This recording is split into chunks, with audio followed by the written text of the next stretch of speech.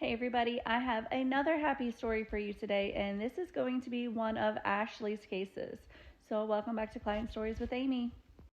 So, Ashley was going through her personal matches one day, and she's just kind of scrolling through, looking at all of them. She kind of knows where everybody belongs, who everybody is, and she sees a lower match, a fourth to fifth cousin match that she doesn't quite identify, and she clicks on their profile, and it says that they are adopted. So she reaches out. She's like, hey, my name is Ashley. We're a DNA match, and I'm happy to help you identify your birth family if you want to. If you would like to, let me know, and we will see if we can figure it out. And so our client became a client that way. So Ashley's cousin, who is now a client, had some really good paternal matches, but not so good maternal matches. So Ashley started on the paternal side, and she said she was able to find the birth father pretty fast, like within 10 minutes or less. She was able to identify who he was.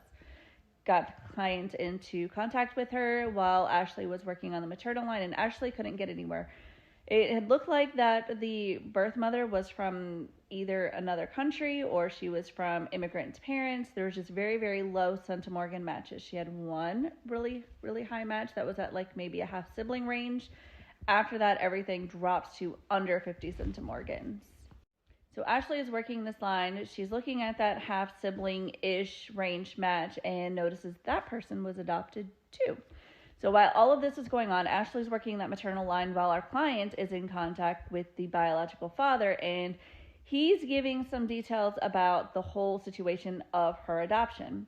He says that he always knew about her and always wanted to keep her, and even fought with the birth mom to keep the client, and the birth mom ran off with the biological father's brother. They ran off together. Evidently, it wasn't a happily ever after because obviously there's a half sibling range match that probably is a half sibling that was put up for adoption as well. So, fast forward, Ashley's trying to figure this out. She's asking the client to ask the biological father, who's my biological mother's name, and he gives a name.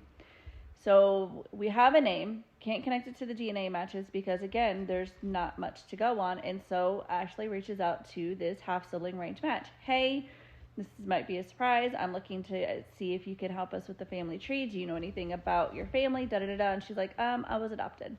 So we are like, okay, what do we do now? Ashley asks her, do you know anything about your biological parents? And she says, I know nothing except for this surname. And that is the same exact surname that the client's biological father, the first client's biological father, gave Ashley. So there's a connection, there's a match, the same name.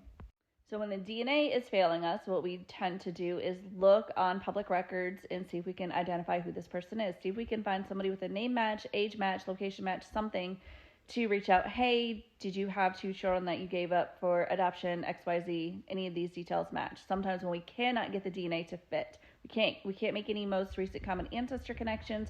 We cannot map out or line out how these DNA matches match each other. We're stuck. So one of our research assistants, she was able to finally make a connection that led back to the biological mother's name.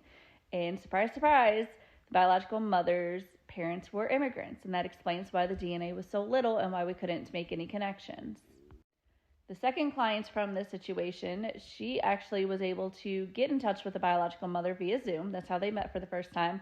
Then they met in person, and what makes this story so sweet and heartwarming is the biological mother has moved to the second client's hometown and has actually joined their church.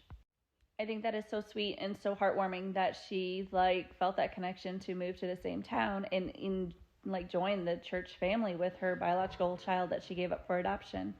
Ashley was able to identify the second client's biological father, and he didn't want nothing to do with her, completely refused all contact, and that's his loss. In Ashley's words, it's his loss. She's a great person, and he's missing out on knowing his biological child.